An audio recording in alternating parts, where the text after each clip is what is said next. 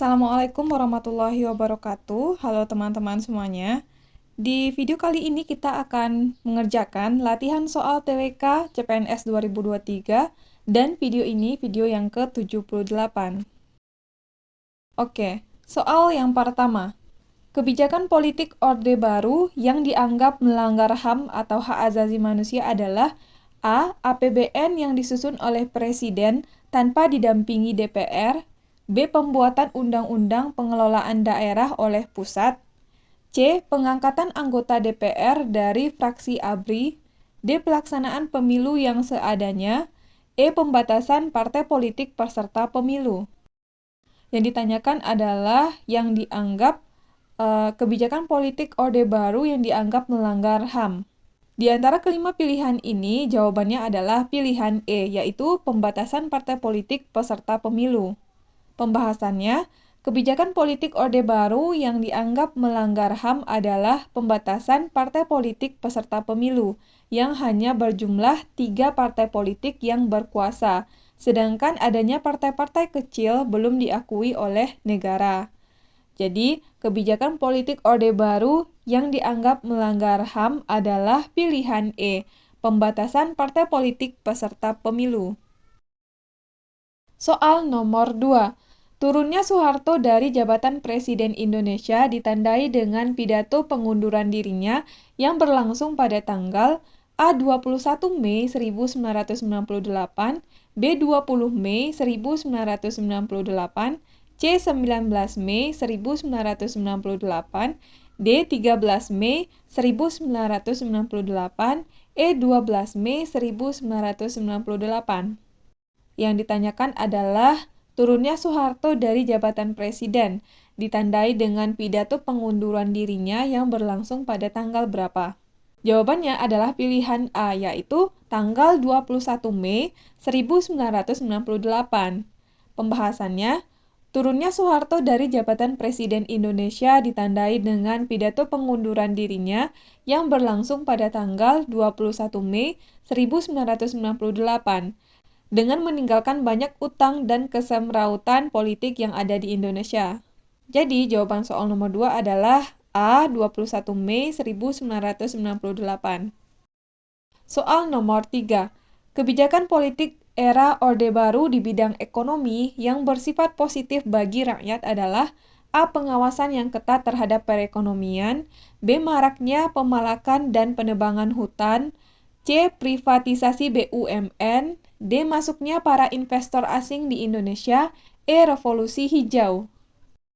Yang ditanyakan adalah kebijakan politik era Orde Baru di bidang ekonomi yang bersifat positif bagi rakyat.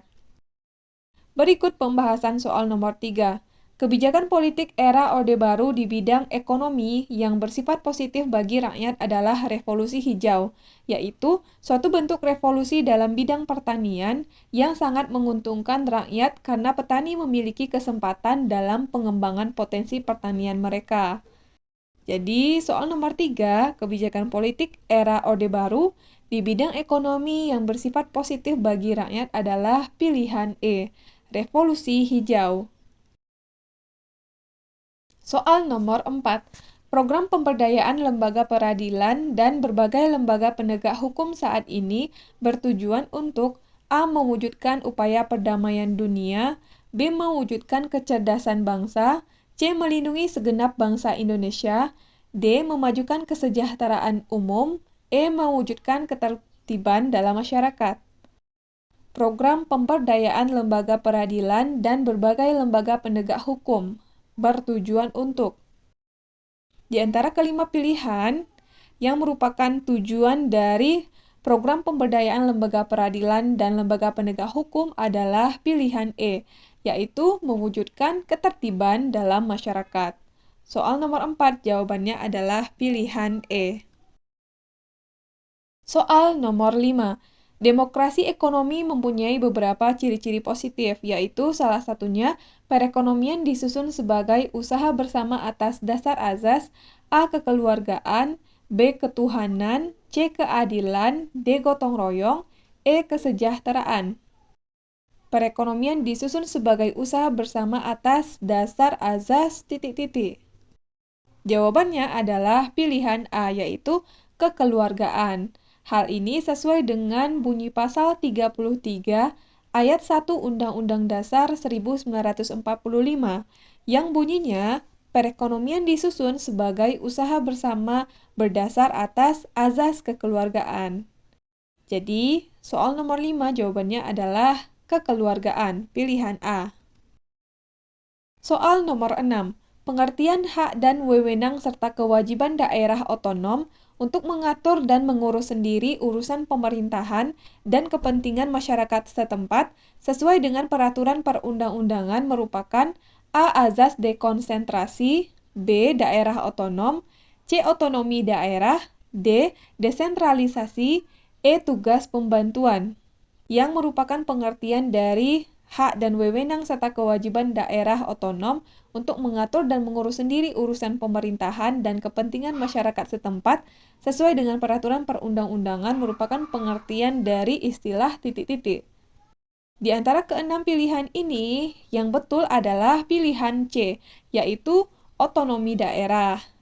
Jadi, otonomi daerah pengertiannya adalah hak dan wewenang serta kewajiban daerah otonom untuk mengatur dan mengurus sendiri urusan pemerintahan dan kepentingan masyarakat setempat sesuai dengan peraturan perundang-undangan. Soal nomor 7. Dalam penyelenggaraan otonomi, daerah mempunyai hak-hak yang menjadi bagiannya. Berikut ini yang bukan merupakan hak otonomi daerah adalah A. Mengatur dan mengurus sendiri urusan pemerintahannya, B. Penentuan kebijakan fiskal dan moneter, C. Mengelola aparatur daerah, D. Mengelola kekayaan daerah yang ada, memungut pajak dan restribusi daerah, E. Mendapatkan hak-hak lainnya yang diatur oleh undang-undang. Yang ditanyakan adalah yang bukan merupakan hak otonomi daerah. Berikut pembahasan soal nomor 7.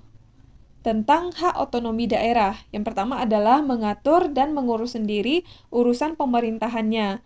Yang kedua, mengelola aparatur daerah. Yang ketiga, pengelola kekayaan daerah yang ada, memungut pajak dan retribusi daerah. Yang keempat, mendapatkan hak-hak lainnya yang diatur oleh undang-undang. Sedangkan penentuan kebijakan fiskal dan moneter adalah merupakan kebijakan pemerintah pusat.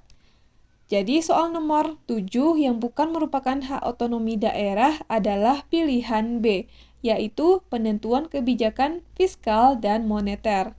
Karena ini merupakan hak dari pemerintah pusat untuk menentukan kebijakan fiskal dan moneter.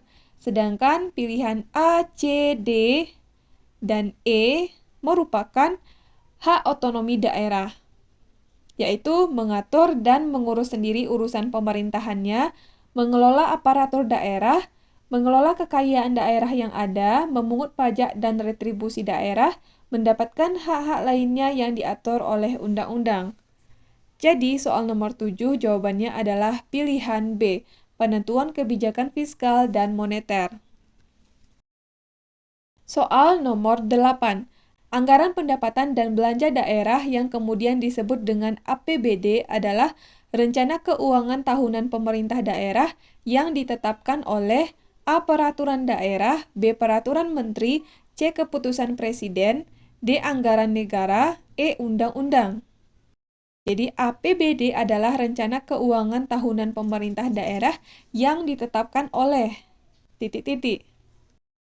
Jawabannya adalah pilihan A, yaitu peraturan daerah. Jadi, APBD adalah rencana keuangan tahunan pemerintah daerah yang ditetapkan oleh peraturan daerah.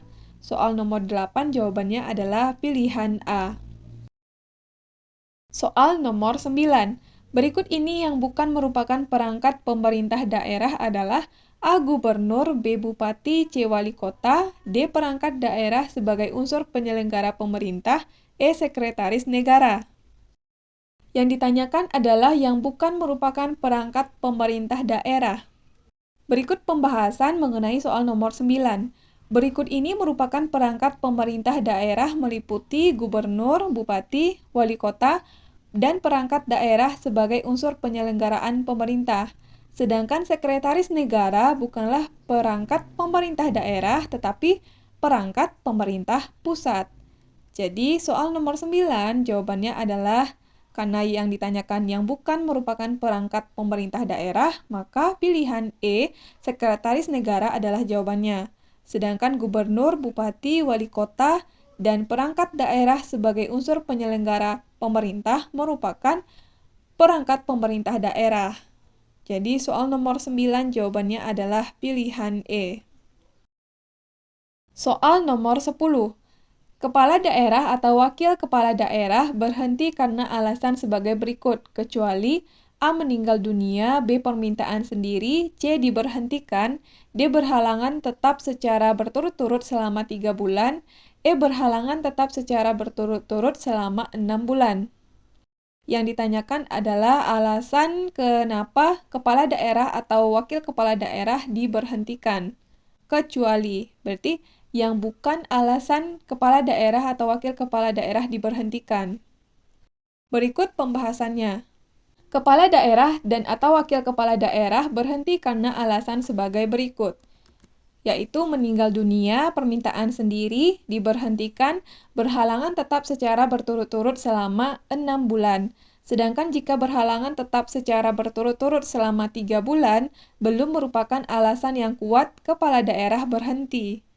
Jadi soal nomor 10 yang bukan merupakan alasan kenapa kepala daerah atau wakil kepala daerah berhenti adalah yaitu pilihan D, berhalangan tetap secara berturut-turut selama 3 bulan. Sedangkan meninggal dunia, permintaan sendiri, diberhentikan, berhalangan tetap secara berturut-turut selama 6 bulan merupakan alasan kenapa kepala daerah atau wakil kepala daerah berhenti. Jadi soal nomor 10 jawabannya adalah pilihan D. Oke, teman-teman, kita udah selesai bahas 10 soal. Mudah-mudahan video ini bermanfaat untuk teman-teman semuanya. Terima kasih buat yang udah nonton video ini. Sampai ketemu lagi di video selanjutnya.